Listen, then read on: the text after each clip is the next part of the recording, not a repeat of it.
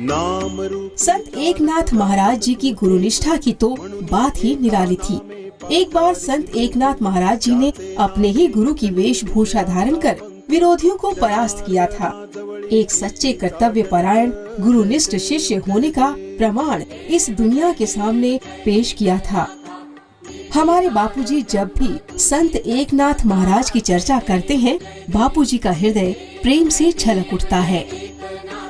एकनाथ जी महाराज के जीवन में एक ऐसा चमत्कार घटा कि उनको प्रेरणा हुई जनार्दन स्वामी के चरणों में जाने की। बस फिर तो किसी से मिलना, पूछना, दादा दादी रोएंगे या याद करेंगे एका कहाँ गया, चिंता नहीं की।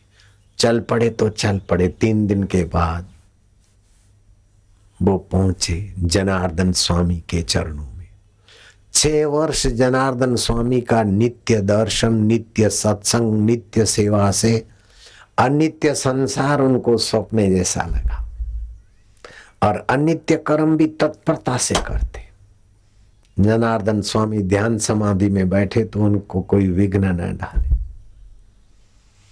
राजा के यहाँ दीवान का काम करते थे। हिंदू भी जनार्दन स्वामी को मानते और मुसलमान भी उनकी इज्जत करते थे।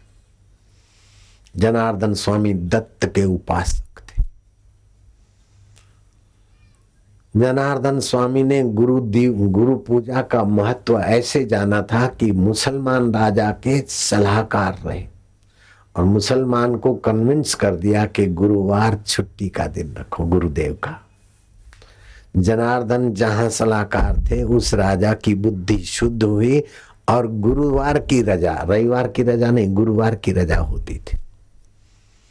गुरुवार गुरुदेव का वार है, जहां लघु जीवन से गुरुत्व के तरफ ले जाए।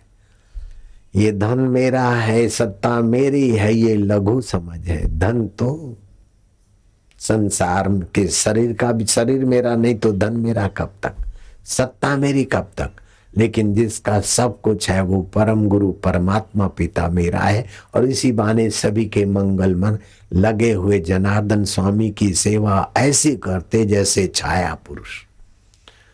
गुरु से पहले जगपति जागे, जैसे राम जी विश्वामित्र के जगने के पहले जग जाते थे, ऐसे जनार्दन स्वामी के जगने के पहले एकनाथ जी जग जाते। गुरु के स्नान का पानी, दंत धावन आदि। रात्रि को गुरु जी की चरण चंपी करते करते वहीं लेट जाते थे और गुरु जी करवट ले उसके पहले ये बैठ जाते थे। गुरु जी की सेवा मानो शिव जी के वचन जनार्दन की सेवा में एकनाथ ने प्रत्यक्ष करके दिखा दिए। शिव जी बोलते हैं, आजन्म कर्म कोटि नाम, यज्ञ जप तप क्रिया ता सकला सफला देवी गुरु संतोष मात्र का। करोड़ों जन्म के यज्ञ जप तप कर्म सफल हो गए गुरु के हृदय में। हमारे लिए सद्भाव आ जाए, संतोष आ जाए कि ये सत पात्र है।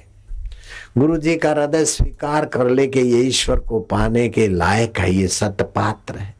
असत वस्तु की आसक्ति नहीं, असत अहंकार को पोषता नहीं, सत्य की प्यास वाला एक का मिल गया है। गुरु जी अंदर से तो प्रसन्न रहते लेकिन कठोर परीक्षाओं से भी पसार करते। एक सुबह की बात है कि शत्रुओं ने जनार्दन, जहां के मंत्री सलाहकार आदि थे, मानो राजा के सर्वा थे, उस राज्य पर शत्रुओं ने हमला बोल दिया। तोपों की आवाज और सेनापति की खबर मिली। अब गुरुजी जनार्दन स्वामी आदेश देंगे ऐसे ही होगा। लेकिन जब तक मैं जीवित हूं मेरे गुरुजी का ध्यान कोई नहीं तोड़ सकता है। बालक, देश की आन बान का सवाल है, शत्रुओं की तोहफे सुन लो। बोले कोई बात नहीं, देश जीतेगा, तुम जाओ। मनी मन गुरुदेव का ध्यान किया और गुरुजी जो सेना की सलामी लेने को जाते थे वो लबास उतारी और तलवार लटकाए, तबड़ाक तबड़ाक तबड़ाक तबड़ाक। 4 घंटे सेनापति के साथ इस परम सेनापति ने ऐसा तो आदेश दिया और ऐसा जुहद दिखाया, work value work, play value play, that is the way to be happy and के जिस समय जो काम आए ईश्वर की प्रीति के लिए, परमात्मा की प्राप्ति के लिए तत्परता से करना।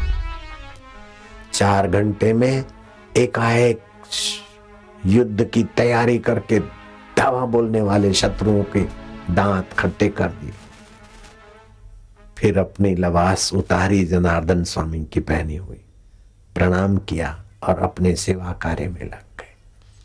शहर में जय जयकार, जय जनार्दन स्वामी का रूप आज अद्भुत था। लोगों को पता ही नहीं थी जनार्दन स्वामी के लबास पहनकर उनके सत शिष्य एकनाथ जी आए। जब जनार्दन स्वामी ने सुना कि एक कहने ये मेरी सेवा, मैं कहूं वो तो सेवा करे लेकिन मेरे कहे बिना भी सेवा का अच्छा पाठ अदा किया, डिंग नहीं हाँकते, सत्पात्र शिष्य मिला, जनार्दन प्रसन्न हो गए। मैं तुम्हें भगवत दर्शन करा।